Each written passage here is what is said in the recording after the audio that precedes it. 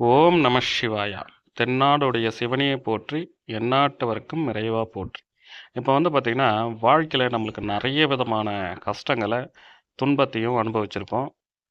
அந்த துன்பத்திலிருந்து விடுபடுறதுக்கு எனக்கு தெரிஞ்ச ஒரு எளிமையான ஒரு வழி, சரிங்களா?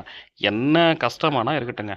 வாழ்க்கையில் நீங்கள் எனக்கு இருக்கிறதுலே ரொம்ப பெரிய பிரச்சனையில் மாட்டிகிட்ருக்கேன், சிக்கலில் மாட்டிகிட்ருக்கேன், எனக்கு எந்த பக்கமும் எனக்கு வழியே கிடைக்கல அப்படின்னு நினைக்கிறவங்க, ஒன்றும் இல்லைங்க, எளிமையான ஒரு வழி சொல்கிறேன். அதை மட்டும் செய்யுங்க, ஃபாலோ பண்ணுங்கள். நிச்சயமாக உங்களுக்கு எந்த பிரச்சனையாக இருந்தாலும், எந்த விதமான பிரச்சனையாக இருந்தாலும், உங்களை அதிலிருந்து காப்பாற்றி உங்களை வெளியில் கொண்டு வந்து உங்களை சந்தோஷமாக வாழ வைக்கிறது நிச்சயம் கண்டிப்பாக நடக்கும், சரிங்களா?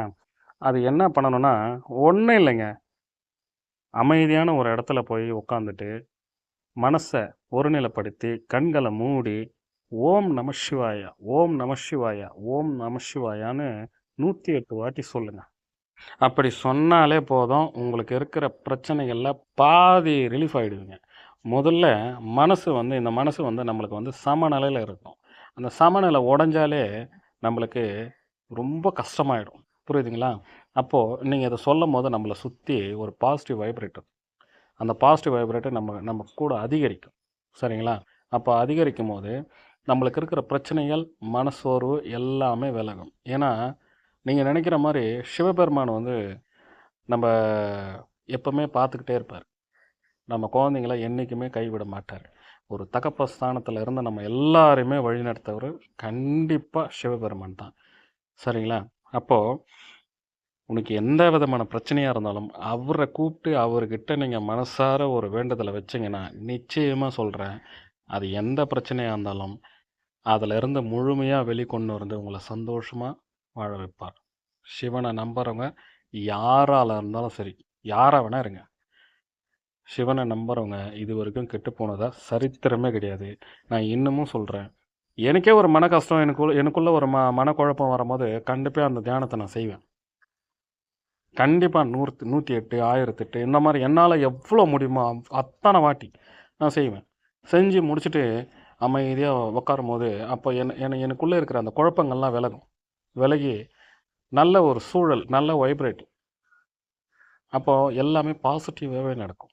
நெகட்டிவ் என்கிட்ட இருந்தால் கூட, அந்த நெகட்டிவ் எண்ணங்கள் இருந்தால் கூட நம்மளை விட்டு அதை வெளியில் போகும், சரிங்களா? அப்போது இதை கண்டிப்பாக ட்ரை பண்ணுங்கள். ட்ரை பண்ணிவிட்டு எப்படி இருக்குதுன்னு கமெண்ட்டில் சொல்லுங்கள், சரிங்களா?